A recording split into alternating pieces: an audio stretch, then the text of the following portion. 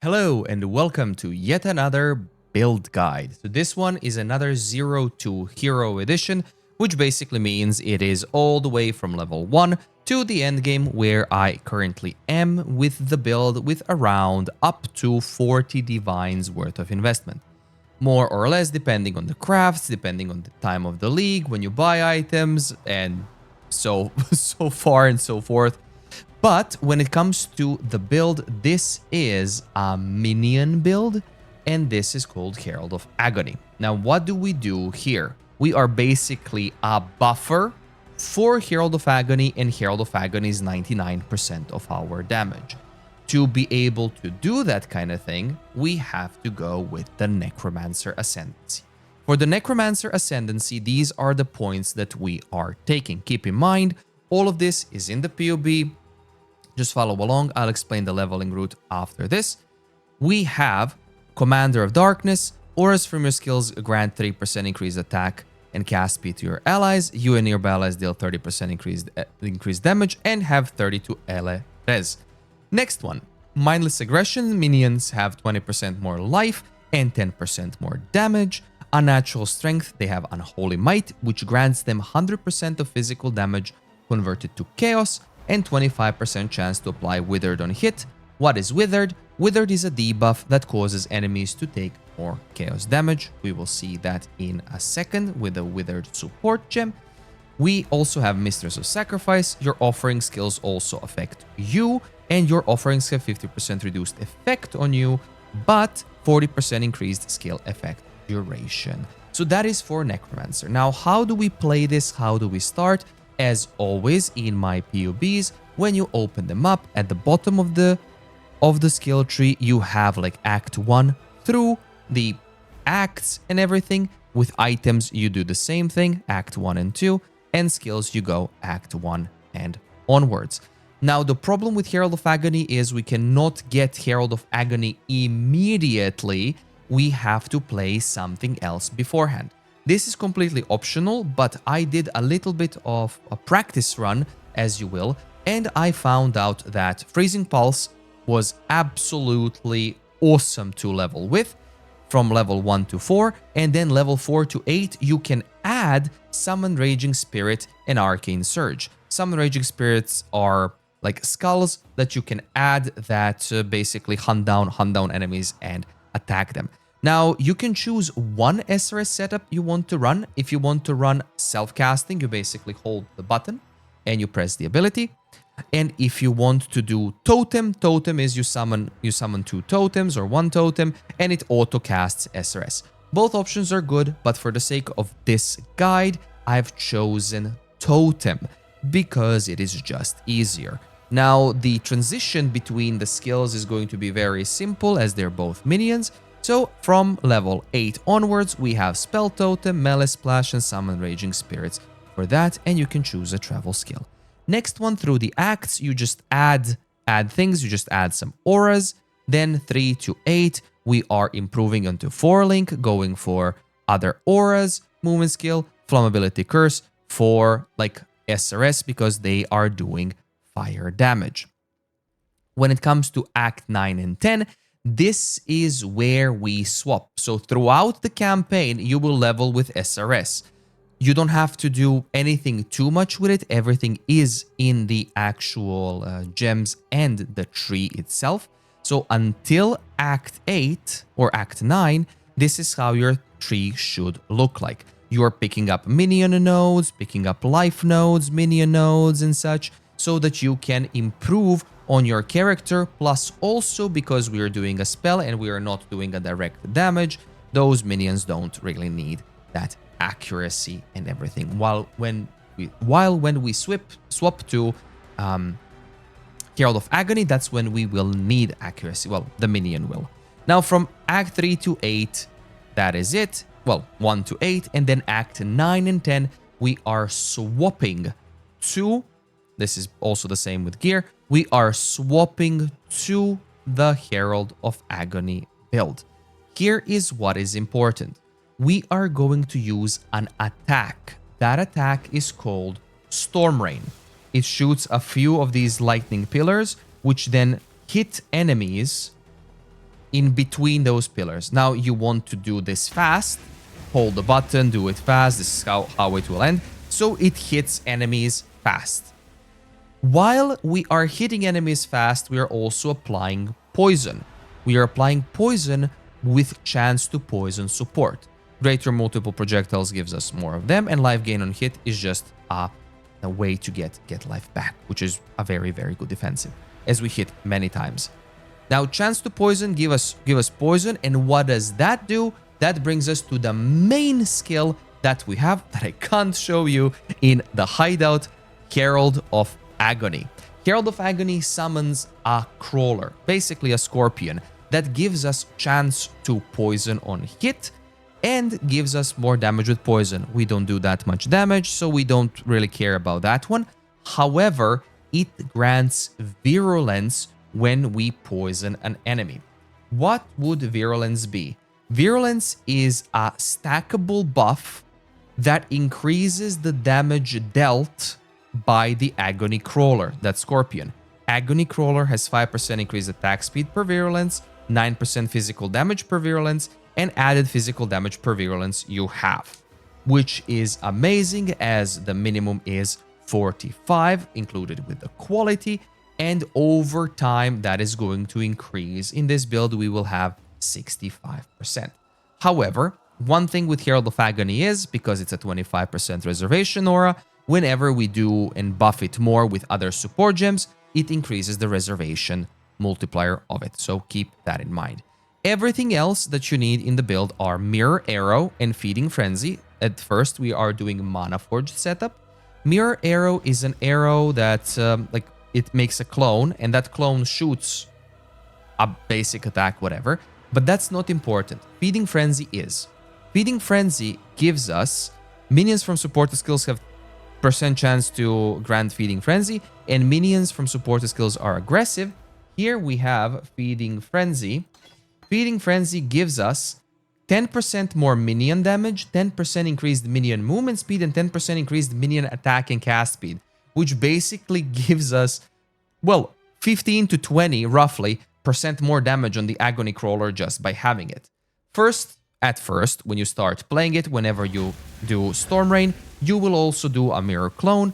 However, later on, you will have to press it yourself because I found that as a way to increase the damage even further. Next thing, we have Sniper's Mark and Mark on hit. This is going to be activated automatically, and Sniper's Mark gives us cursed enemies take 23% increased damage from projectile hits. Our Agony Crawler does projectiles, so we also get bonus from that, so extra damage. One more important thing is Convocation. Convocation basically summons your minions back, as I have here a Stone Golem, which you will use as well. If you press Convocation, it automatically summons this here.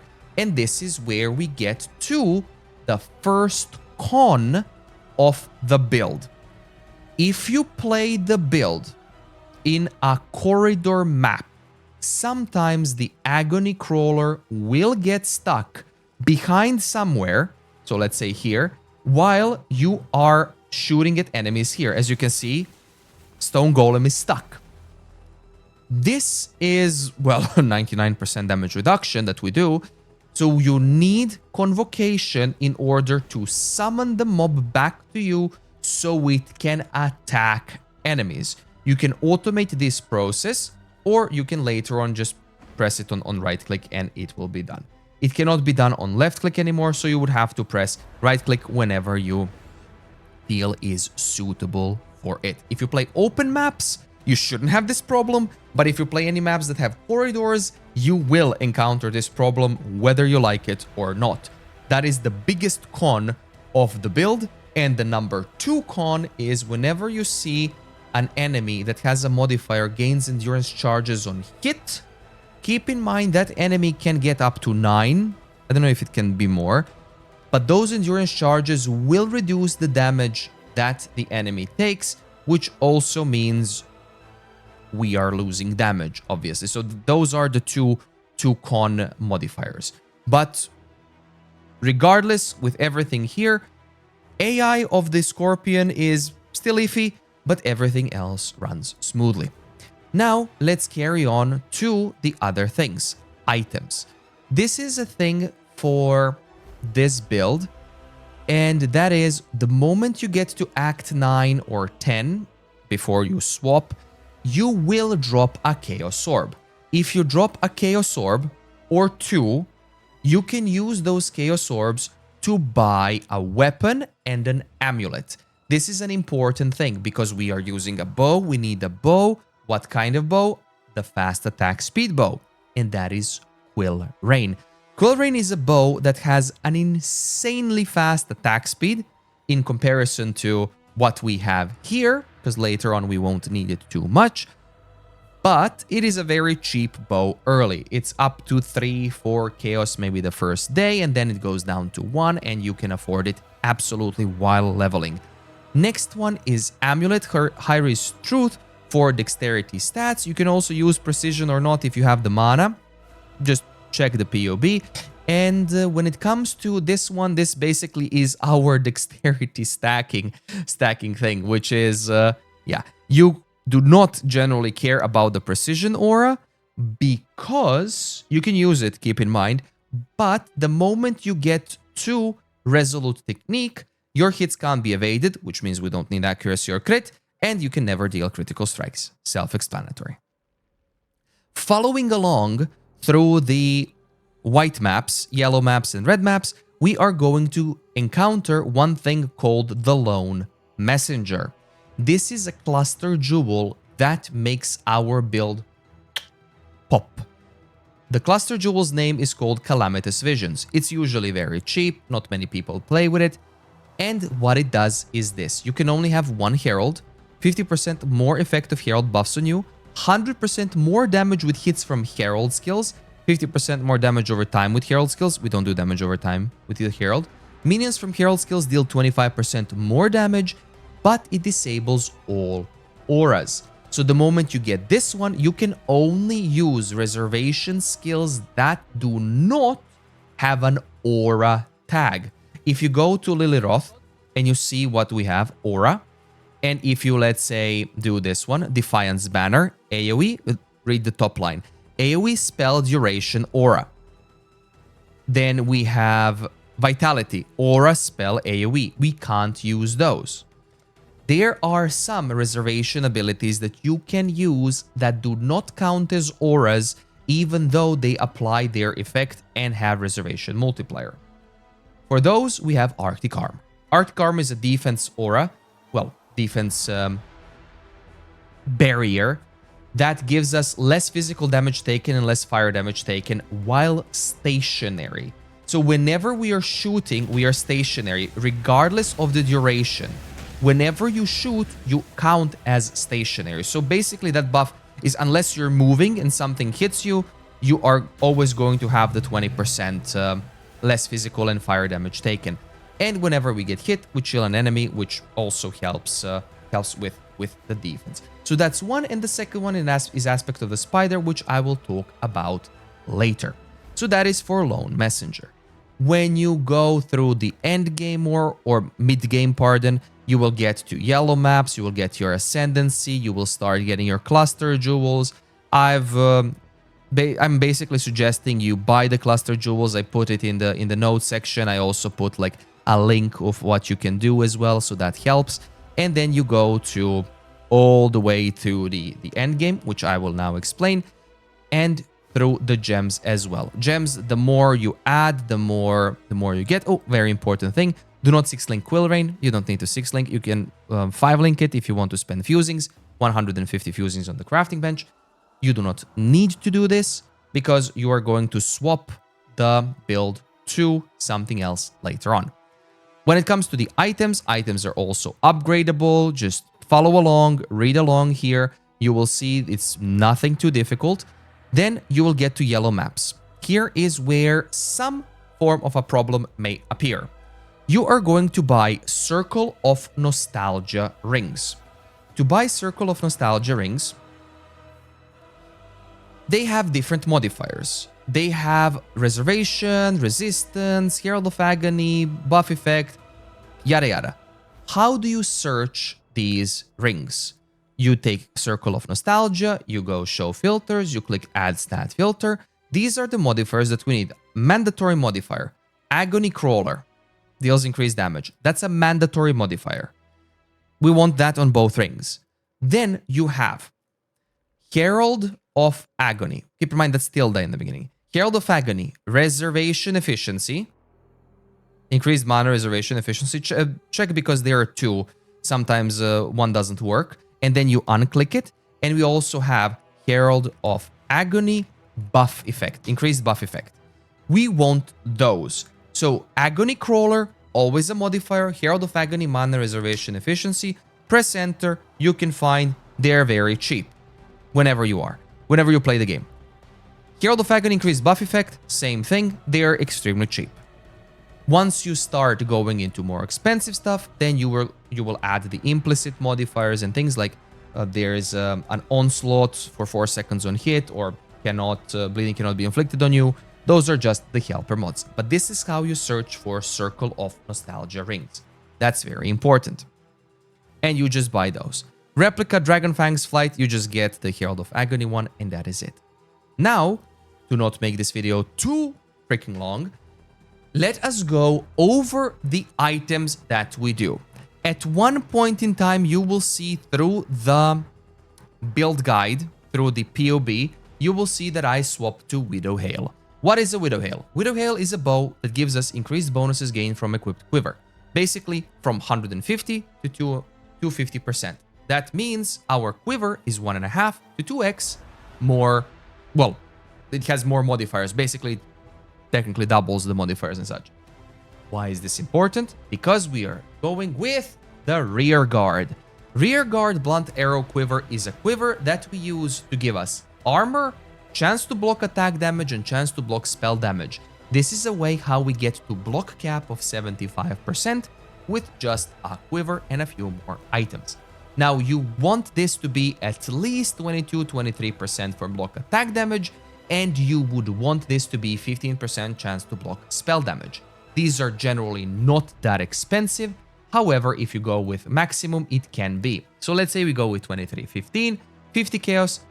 If we go with 22 and 15, oh look, 15, 20 chaos, 50, depending on when people are playing. If you go with 14%, that goes even lower. However, you do want to go with 15% spell damage, but you can go with 20% regular, as we are over cap for the block. We're at 85%, so you can get this one for pretty cheap. Just get the block spell damage, and that is basically it, because it starts at 20%. Everything else, the more you can afford, the better it is. So those are the two things, weapon and the quiver. Now we go over the helmet. Helmet is Asenath's Mark. Usually a very cheap, very, very cheap helmet that you can get because nobody plays it. 15 to 20 chaos, that's cheap for helmets. What does it do? Trigger a socketed spell when you attack with a bow with 0.3 second cooldown. It is also important to note that Asenath's Mark, pardon, it was called the chant before. Asenath's Mark procs the abilities in order of the sockets. The order of the sockets are top left, top right, bot left. The same as on every item that has a 4-link or higher. You do not need to link these abilities, you just need to put them in that order. The first order is Desecrate. Desecrate pops some corpses on the ground. And then the second one is Flesh Offering, which offers up those corpses, and those corpses then give us a buff. Then the third one is either, these two are optional, which goes Sniper's Mark and Mark on Hit. So those are going to cast after, and they are going to give us more stuff. So Sniper's Mark, and then Despair once you get to 2 curses to reduce enemies' chaos resistance even more. Before you can put in Despair, that's the endgame stuff, you're going to put something else instead. I have it in the POB. As I've explained the rings, next thing that we are going through crafting. Now, I have included in the notes section the mini crafting notes. Included is also what you need to have. You need to have 1 empty suffix because you're going to use something called bestiary crafting. More on that in just a little bit. But ailment immunity boots are here, gloves are here, body armor is here, and for belt, I strongly suggest just buying the belt. Now, when you craft these items, you want on your body armor to have 5% chance to block spell damage, as that is going to cap us out at 75. Everything else is written in the guide, do not cover it here, but the most important modifier is this one. On the boots, for me, currently, the last mod to read is grants level 30 Aspect of the Spider skill. Aspect of the Spider gives us spider webs on enemies that causes them to be hindered, slowed, action speed slowed, and causes them to take more damage. There are two versions of the skill. If you go to Bestiary, press H, click Bestiary, click Recipes, type in Spider. There is Aspect of the Spider level 20 and Aspect of the Spider level 30. The difference between these two is 5% more, so one spider web. However, the cost is up to 10 times more expensive depending on the league. It can be not that expensive, it can be extremely expensive. At the time of making this video, the Black Morrigan, which is needed, is 3 to 4 divines, while Venomous is 50 chaos. So if you just do Venomous, that's 50 chaos. If you do Venomous and Black Morrigan, that's 3.5 divines, basically, or something of to the lines of those. How do you craft this one? You get your item, you click on the waypoint, you go to Menagerie. If you have bought the beasts yourself, you will have them in the inventory. In the Menagerie, you can just open Bestiary and then right-click, click, that they will be added in. Then you go to the Blood Altar, type in Spider, put in your item. You need to have a suffix, click Aspect of the Spider, click Craft, kill enemies. The ritual is complete. Take, equip. GG, well played. That's basically it, how you do it. Next. Flasks. Flasks we want on prefixes gain charges when you're hit by an enemy, because this counts with the block as well. So even if we block, we still count as being hit. So that's what you want with charges. You want an instant life flask recovery and recover additional flask life recovery. That's only if you get bleeding cannot be inflicted on you, but take the anti-bleed, easier. Granite flask with increased armor. Basil flask with more armor and chance to avoid being stunned, because that helps. Quicksilver flask with regen life per second during effect, which helps. And sulfur flask, which gives us consecrated ground and reduced effect of curses, because that makes us curse immune while we are standing on consecrated ground during the effect of sulfur flask. When it comes to the passive skill tree and the points in the passive skill tree, let's go over the cluster jewels. For cluster jewels, you need two of the same ones. You need cluster jewel Feasting Fiends, Renewal. And the third passive is whatever you pick, because we are only taking the two and they are always in the same order. This is the minions deal 10% increased damage. It is in the notes section here, so pay attention to that. Medium cluster jewels are all self-crafted. They are usually expensive-ish to get, 5 or 4. They are usually up to a divine. I have crafted all of these 4 for 1 divine instead of crafting, or instead of buying them for half a divine to a divine each. On these two, we need Pure Agony and Cult Leader. Now, to go back to the large cluster jewel, Feasting Fiends gives us minions have increased max life, that's irrelevant. Deal 10% increased damage, that's good. And Leech damages life, that's irrelevant. This is like a semi-node that we can use.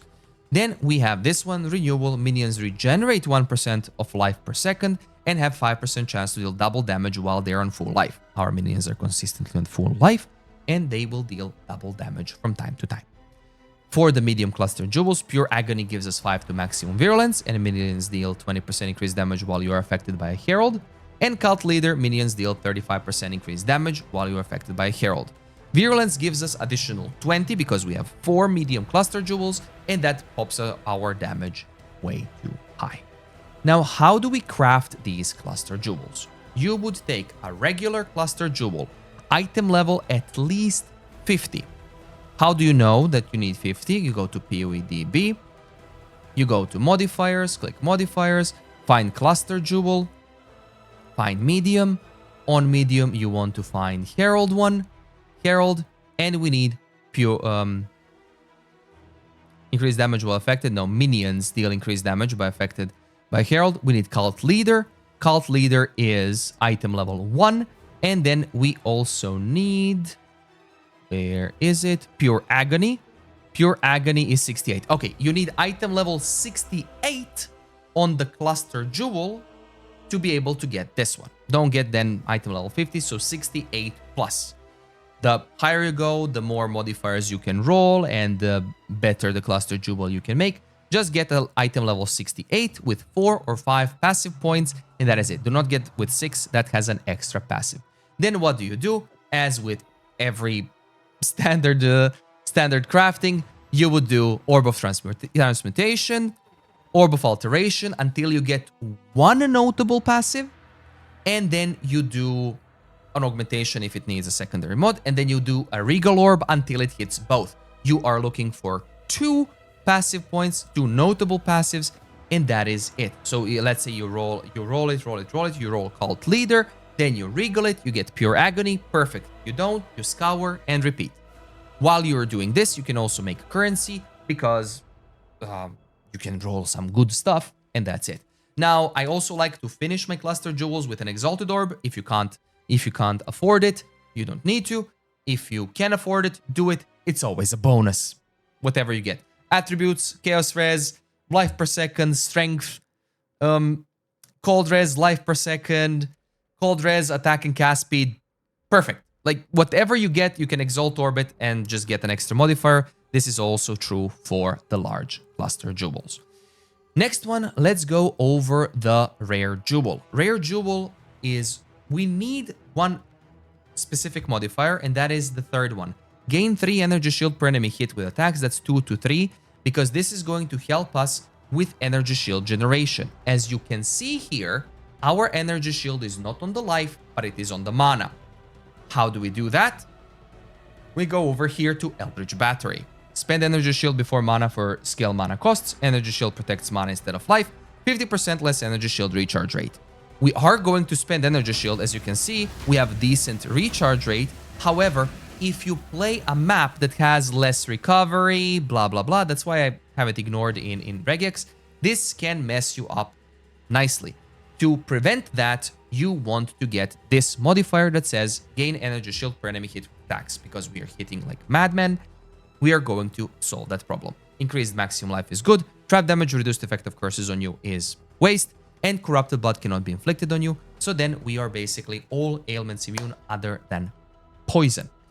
Now, on to poison, it is important to mention this, the golden rule. As I mentioned before, whenever we attack and poison an enemy, we gain virulence. We gain 1 stack of virulence per 1 poison applied.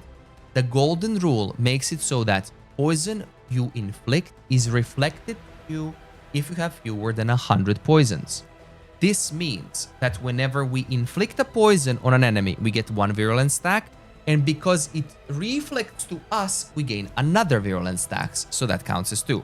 This is going to help us because virulence drops rapidly the more you have it, and we are always going to keep 100 poisons on us as well. And there's also a positive note, +1 to chaos resistance per poison on you. Now, as you've seen in the map, I've been pressing life flasks quite often, and that is when we cannot hit an enemy. You want bulkier enemies with this build. When we cannot hit an enemy, when enemies are dead, our life is going to go all the way down to roughly a half, because poisons count to chaos res, and our initial chaos res is 48%. If you can get this as high as possible, that is perfect. If you get it lower than this, you are going to suffer more from the golden rule. Now, for my advanced users, here you can also use the new jewel. If you have 2 hunter items equipped, you can be immune to the effects of poison. It ignores poison, so you can still use this one, but for that you would need to